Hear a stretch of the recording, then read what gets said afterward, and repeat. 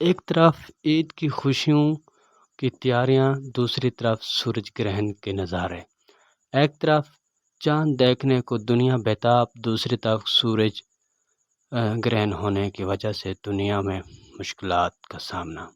ناظرین، 8 اپریل کو یعنی کہ آج کی ڈیٹ میں سورج گرہن پورے آب و تاب سے نظر آئے گا، لیکن پاکستان میں سورج گرہن دکھائی نہیں دے گا، کیونکہ سورج گرہن رات 8 بجے لگے گا اور اس وقت پاکستان میں رات ہوگی۔